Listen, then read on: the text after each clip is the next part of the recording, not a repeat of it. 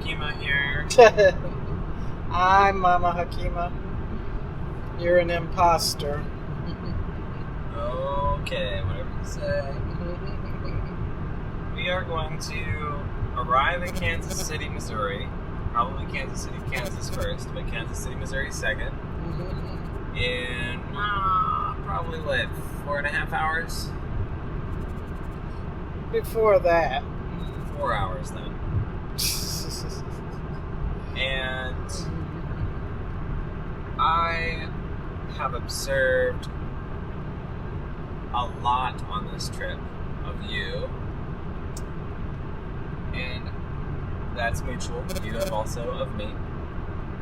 And one of the things that I'm observing about us is the way we evolve together, even over the course of a short period of time, like 2 weeks.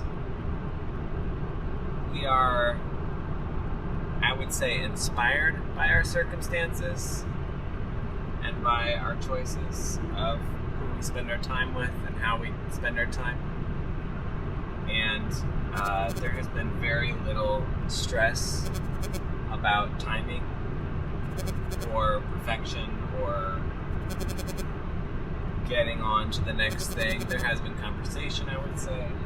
But as we're wrapping up this trip, I find myself interested in how your experience has been of those things, of time, and your experience of it, truly. I think that's pretty much what I'm curious to hear about you speak to, because we have been encapsulating time a little bit by doing these little moments, episodes, whatever. And obviously we chunked our time based on location over these last couple weeks. And we even measure time in hours in terms of how long it takes us to get places. But I think the true measure of time is determined by the person who is experiencing it. So I'd like to hear you speak to your perception of time from the beginning of this trip to now, and not related only to this trip, but this trip as the conduit for your exploration of what time is like for you. Well, time always passes too quickly. And like you said, we're headed home. We're on the road. And it's hard to believe it was actually 17 days, so more than 2 weeks. Can you speak up a little bit more than that? Sure. But it's passed really quickly. Looking back over the trip, I wish we had spent more time in fewer places. Now, I'd be hard-pressed to know which places to take out, but we spent the most time in LA, 6 days, and even that seemed to pass quickly. There were places where I definitely would have spent more time. Even our last place, Denver, I would have spent more time in Denver. I would have spent more time in Mesa. I would have spent more time in Utah. So on the back end of the trip, we sort of rode through a lot of places for shorter stays. And while I'm grateful I got to see people, I would have liked to experience more of them. So it's going forward, how's it shaped my view of time? I don't know that it's changed it. I want to make the most of my time, which is how I felt before this trip. I feel like I'm in a phase of life of great production and producing, so I just want to be wise enough to know what I should be spending my time on and doing just that. So I'm cultivating a practice of asking myself, what do I want? What do I need? kind of as a means of just tapping into my feelings, tapping in to understanding what my wants and needs are, paying attention to the body, maybe be less focused on time and more focused on relationship. And I feel like we did that. We really started, or at least for me, it was a start of that practice during this trip, because for me, it wasn't broken up by time, it was broken up by who we were spending time with. And that's relationship building. So less focus on time, more focus on relationship. Would you say that relationship is a form of time? Well, it certainly is how we can use our time. I think it's a worthwhile use of our time, whatever time is, which is technically doesn't exist and is just a human construct. But I do want to invest more time in relationship going forward.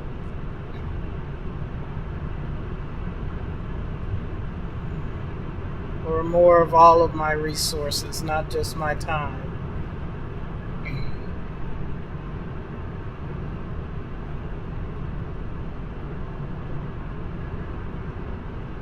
What would you say were some of the moments that made you realize that along the way?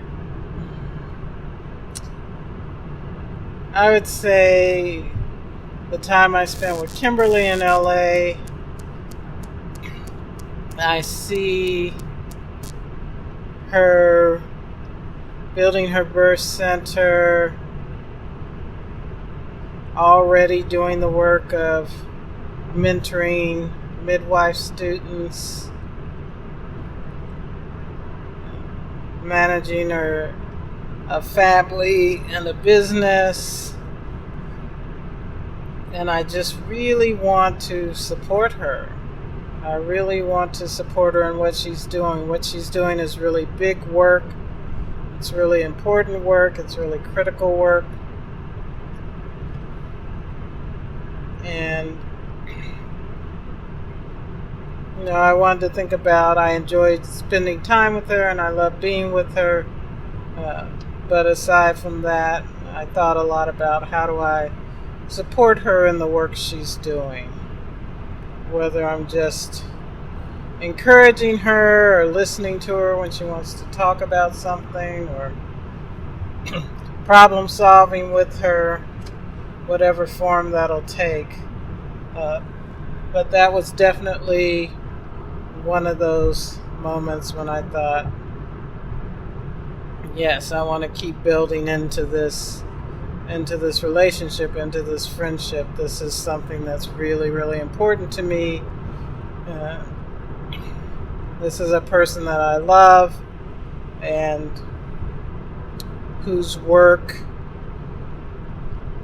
I want to see continue to manifest, and how can I be a part of that?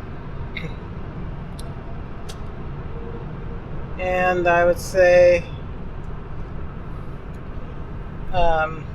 even though it happened previously to that, my time with Shell in Arizona was more the same. There again, I saw a midwife building community for the future. As she and her partner steward the land that they are on, and trying to create a haven for folks who need downtime from the work of revolution, and how they built something really beautiful and sturdy and substantial, and how they use the land to replenish and refresh. And that was just such a beautiful creation. And I do a little bit of that work in Kansas City. I want Uzazi Village to be a place of resource, but also a place of respite, where Black folks can come and feel safe, where birth work is held sacrosanct, where people can find value in the work around birth. So that was probably a second one, and then a third one would be the time we just left in Denver, the time that I spent with Paulina, and just hearing about the work she's doing with Latino women, and her advocacy, and how she's slowly but surely making inroads. And again, she's doing it bit by bit by building relationship. She's making a difference for groups of women that really have no voice and who are quite erased. That might be immigrant women, refugee women, non-English speaking women, undocumented women, Native women, and how her work with those folks is, slowly taking shape and having a broad impact. So I've had many, many amazing moments in this trip. Some were just refreshment and restorative for me personally, but others just really enhanced my vision of my own work and inspired me to be more hopeful, to be more creative, and to just keep plugging away. First thing tomorrow morning, my first meeting, 7:30 a.m. And I also have a report due. So I'll just be jumping back in with both feet. But I hope with a more balanced view toward doing the work, that it's not just going to be produce, but that production, well, I absolutely do want to make the most of my time, understand the importance of interspersing rest with that production instead of just non-stop production. So it's been a theme of this trip, watching the folks I love do what they love, and sort of balance that with rest and restoration.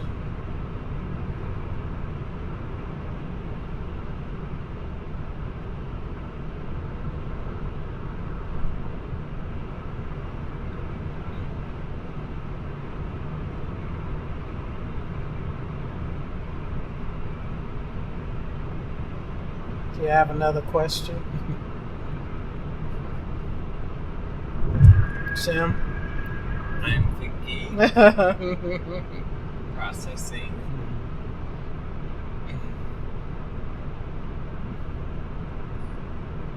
Kind of want to know more about the concept of rest. I like that you're talking about that. I want to know more about how this trip has been restful or restorative. How this has shaped your relationship to rest, and if you expected that or not, just kind of what your experience of that is now, reflecting on this not normal moment in your life. Not normal as in it's not your daily life. It's quite a respite from the daily life, but whether it's been rest or restorative, I don't know. Just kind of wanting you to speak to that. Well, by its very nature, I was going on vacation, so the point of that is to rest. But now I consider your question, I'm thinking back on how the first few days my team members told me to stop calling and texting them. So I would say it took me a few days to throw myself into the rest part. But by the end of the trip, when we were in Mesa, Colorado, just a few days ago, I just took an entire day and I said I want to be a lizard on a rock. and I just rested. My agenda was to have no agenda. I laid in bed a lot that day, sometimes napping, but other times just awake and enjoying the view out my window. But I did take a day of rest. And most of the trip was like that. If I had an agenda, it was around seeing someone, so spending time with people who were important to me, people who I'd planned to see. But other than that, our only agenda was to go from place to place, which we did stay on schedule and did everything when and where we wanted to. But I would say, yes, this trip was absolutely a lesson in rest and restoration and how I want to take that home. I do work too much. I do tend toward workaholicism and not taking the rest I need, and I'm trying to change that dynamic. A lot of it, I think, is self-value, valuing myself enough to understand that my rest is just as important as my productivity. And I feel like I have a better understanding of that, or I'm ready to put it into practice more. So Thursdays are my day off that I don't actually take off. So I think that'll be one of the first things I practice is building a day into my week of full rest, where I don't have an agenda to get anything done, where I'm just listening to my body and giving my body what it needs and feeling my feelings. Maybe use that day to do some journaling and writing, make art, but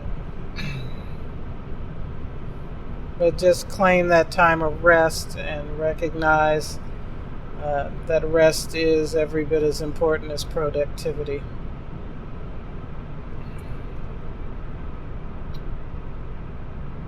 Thank you.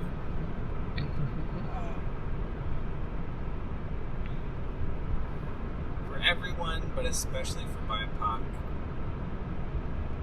especially for feminine, presenting people, women,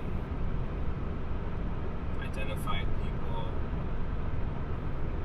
that rest is such an important part of the becoming part. Because of how much that's been and continually is taken or whatnot. Yeah, I think especially for African American women, we just work until we die, basically.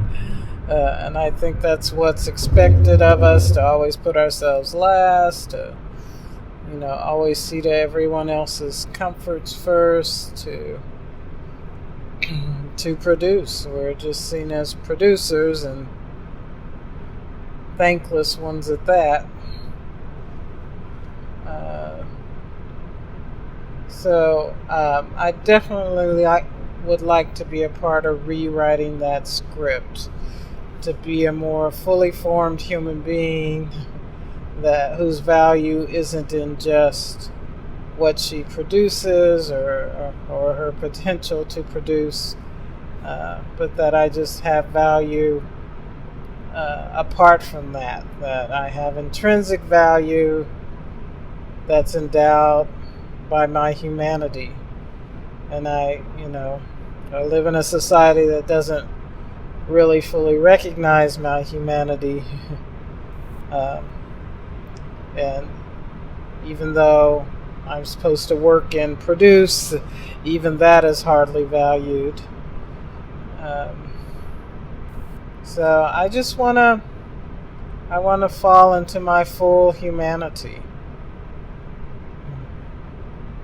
And that means taking the time that I need to restore and not cheating myself of that.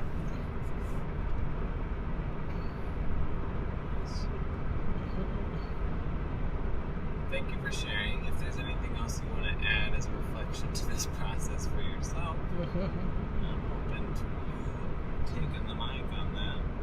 Well, I think we've had lots of amazing conversations on this trip, you and I.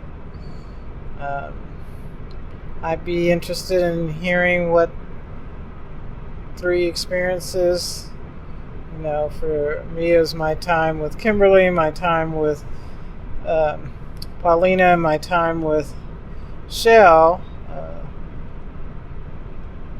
What were your 3 takeaway moments on this trip that will impact you going forward? Because you have big change on the horizon for your life, and I know this trip has had some influence.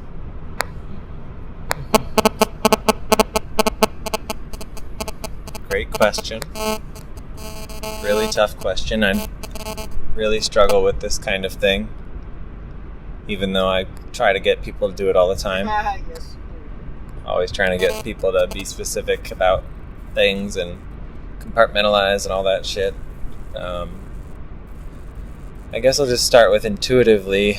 Let's say when we were at the Slot Canyon in Utah, and I got to just play on the rocks, jumping off of them and climbing up on them and climbing into them and just testing myself and my adventurous spirit in a serene and awesome spot that I've always kind of dreamt of in my mind with the red rocks. And just the beauty of that is a childlike playground for my soul.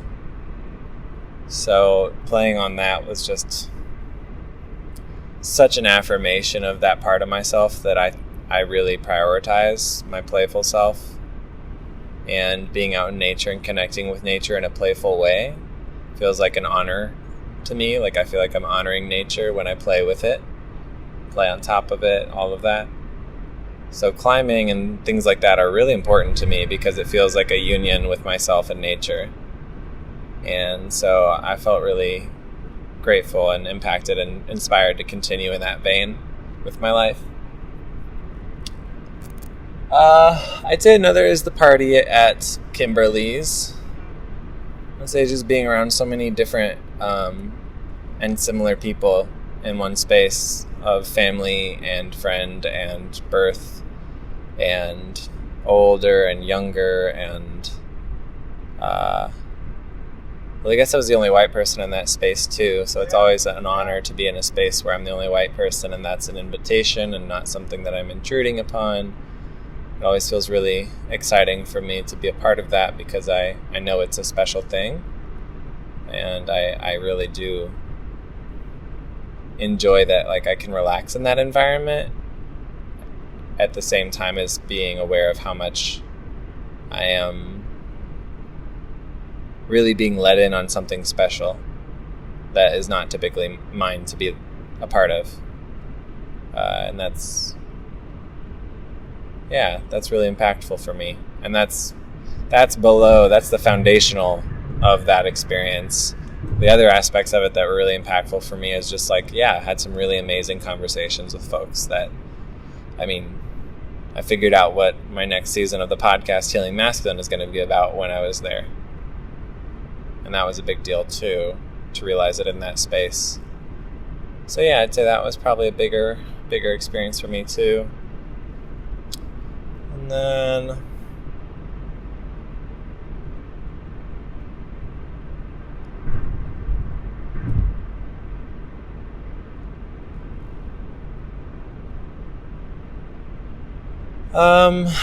I guess I'd say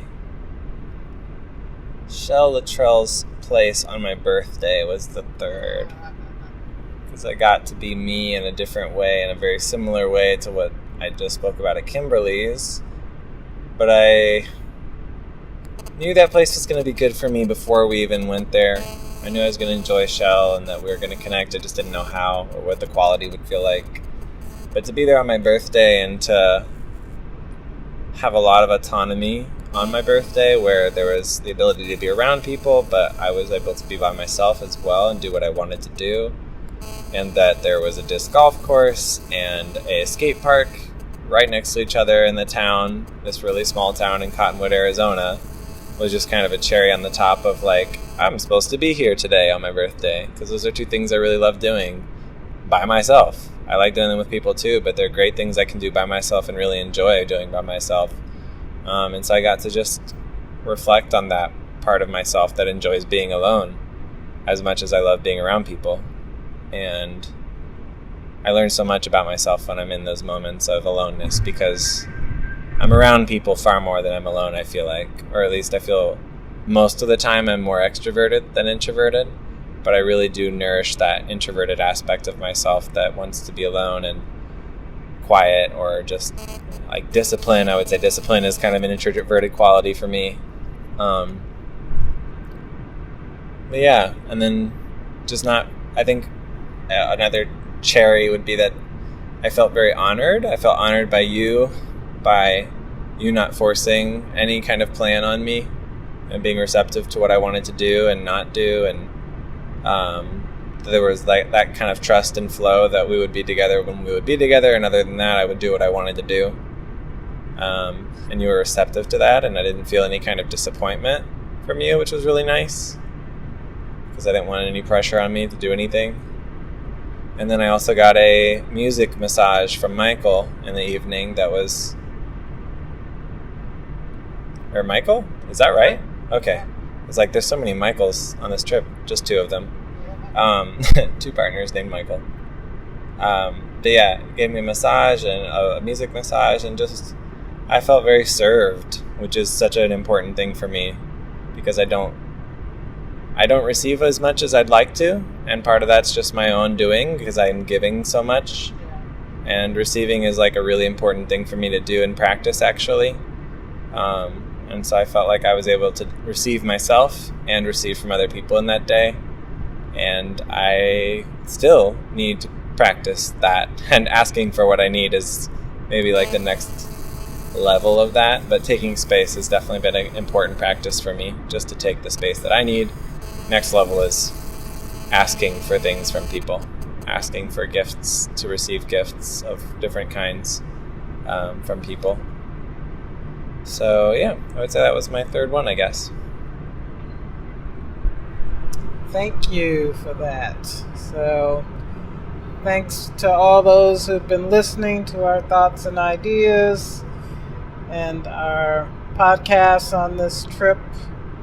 Hope that it's been informative, instructional, or at the very least entertaining for you.